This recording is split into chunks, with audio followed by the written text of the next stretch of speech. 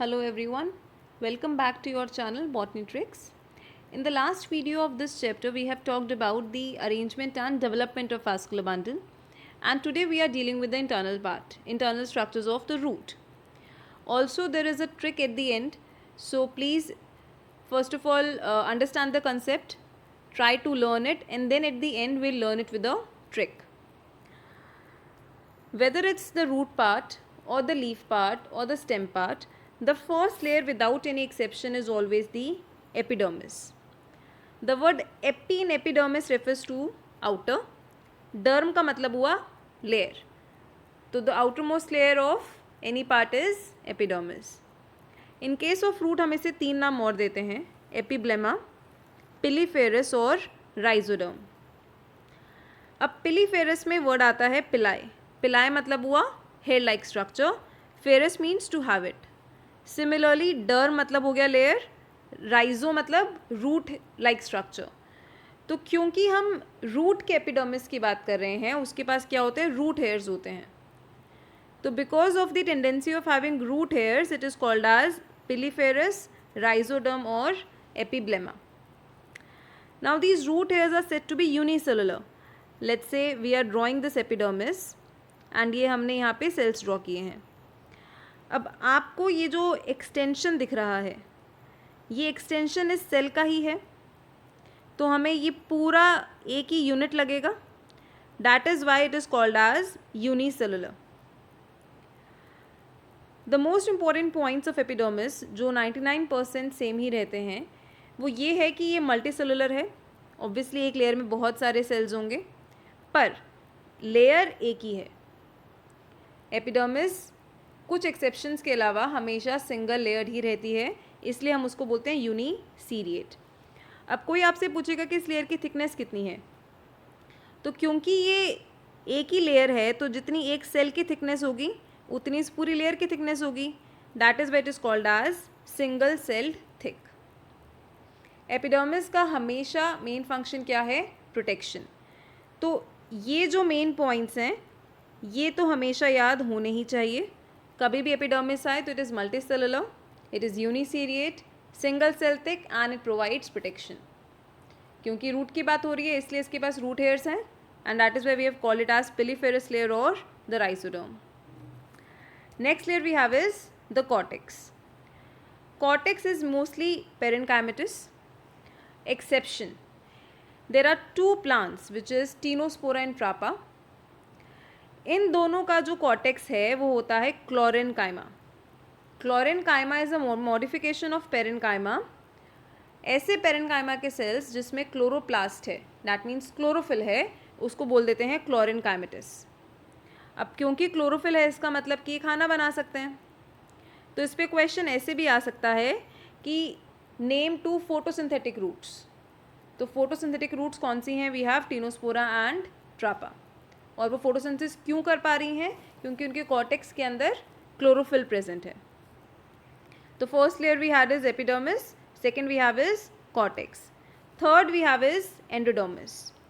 Endodermis is of extreme importance to the roots, and इनका special feature ये है कि इनके मोस्टली सेल्स में सुब्रिन का डिपोजिशन होता है. सुब्रिन एक ऐसा मटीरियल है जो कि पानी को क्रॉस नहीं करने देगा. अब पानी है, रूट का काम ही पानी ट्रांसपोर्ट करना था, तो ये सुब्रिन पानी को अगर जाने नहीं देगा तो ये दिक्कत वाली बात है.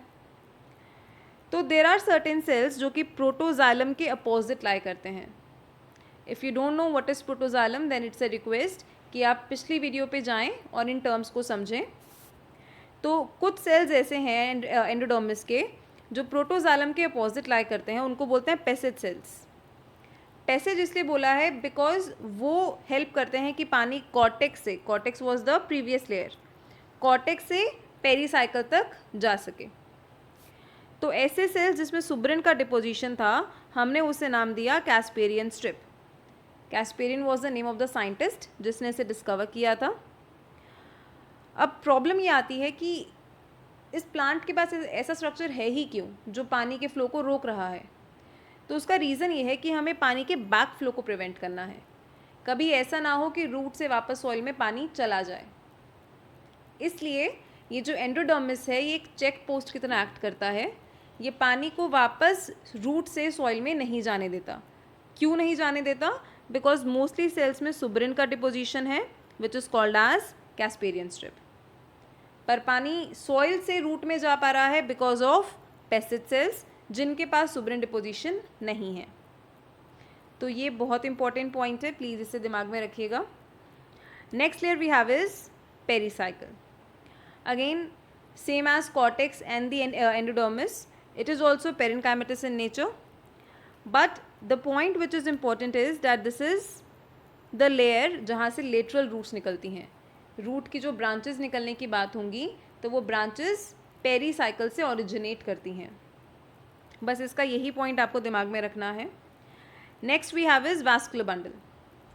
अगेन बिकॉज रूट है तो यहाँ पर रेडियल कंडीशन है, एंड जैसा कि मैंने पिछली वीडियो में बताया था कि रेडियल में हमेशा हमारे पास एक्सार्क कंडीशन ही होती है।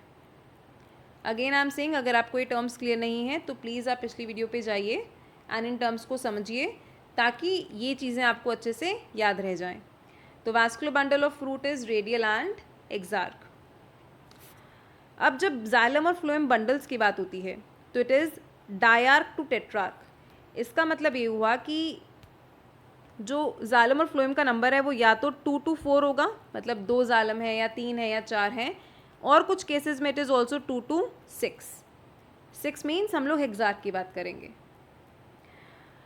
दो बंडल्स के बीच में जालम, जैसे अगर ये जालम है, ये दोनों जालम बनाया है हमने, एंड लेट्स से कि उसके बीच में ये फ्लोएम पार्ट है, तो जालम और फ्लोएम के बीच में यहाँ जो सेल्स होते हैं उन्हें बोला जाता है कंजंक्टिव टिश्यू। इसकी इम्पोर्टेंस है सेकेंडरी ग्रोथ, जो हम लोग आने वाले टॉपिक्स में करेंगे, बट ये भी पेरेनकाइमेटस सेल्स हैं जो वास्कुलर बंडल के बीच में प्रेजेंट होते हैं। And the last layer which we have is the pith. Pith is not well developed. Pith is basically centre of stem और द रूट। तो we have 6 layers.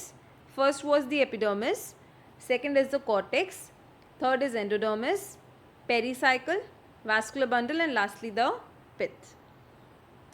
This is the diagram of the NCERT. As we can see, ये जो pink colour की layer हमें दिख रही है ऊपर ऊपर, द फर्स्ट लेयर, ये आपको एक ही लेयर दिख रही है, तो it is uniseriate, multicellular, single cell thick, and it has root hairs.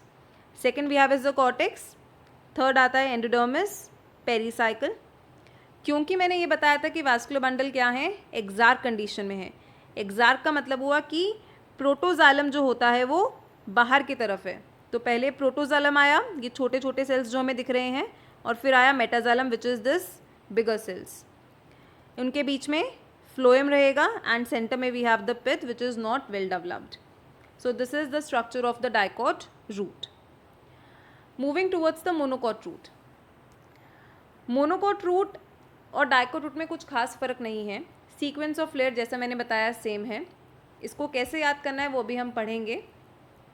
दो डिफरेंसेस आपको याद करने बहुत ज़रूरी हैं कि जब डाइकॉट की बात आती है तो वास्कुलर बंडल वहाँ पर था डायार्क टू हेक्सार्क, मतलब 2 से लेकर 6 तक जालम और फ्लोएम हो सकते हैं।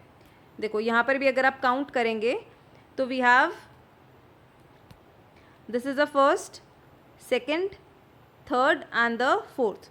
तो we have 4 xylem bundles, and similarly यहाँ ऑल्टरनेट साइड्स पे 4 फ्लोएम रहेंगे।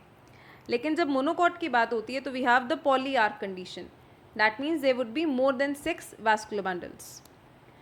पिथ यहाँ पर होती है वेल डेवलप्ड, डाइकॉट में थी नॉट वेल डेवलप्ड। तो बस ये 2 मेन पॉइंट्स हैं। सी यहाँ ये diagram is very similar to dicot root, लेकिन अगर आप जालम बंडल काउंट करोगे तो इट इज़ 1 2 3 4 5 6 7 एंड 8। तो this is the polyarch condition. Anatomically इस पे एनसीईआरटी बेस पे क्वेश्चन आ सकता है कि आप डिफ्रेंशिएट कैसे करोगे, इसको लेबल कैसे करोगे।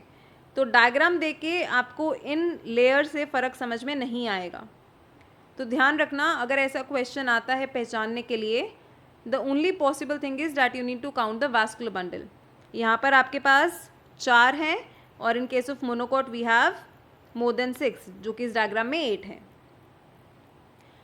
तो आई होप आपको इसके कंसेप्ट्स क्लियर हो गए हैं कि लेयर के फीचर्स क्या हैं और सीक्वेंस क्या है। अब बात आती है कि हम इसको याद कैसे रखें। तो the trick which we have is, episode को एंड करो पर वेरी पीसफुली। कि हमें कोई एपिसोड है, कोई सीरीज़ का एपिसोड है, उसे ख़त्म करना है पर बड़ी शांति से ख़त्म करना है, कोई वायलेंस नहीं दिखाना है। अब यहाँ पर ये जो एपी वर्ड आया है, this epi refers to the epidermis, को refers to cortex and endodermis. पर का मतलब हो गया पेरीसाइकिल, वेरी में we means vascular bundle and peacefully का P refers to the pith. Episode को एंड करो very peacefully, epidermis, cortex, endodermis, pericycle, vascular bundle and the pith. तो बस आप ये याद रखें एंड आई होप आपको इस लेयर्स का सीक्वेंस याद हो जाए। In the next video will be talking about the internal structures of stem and then later we'll be talking about the secondary growth also. If you like the video, please like, share and please subscribe to my channel.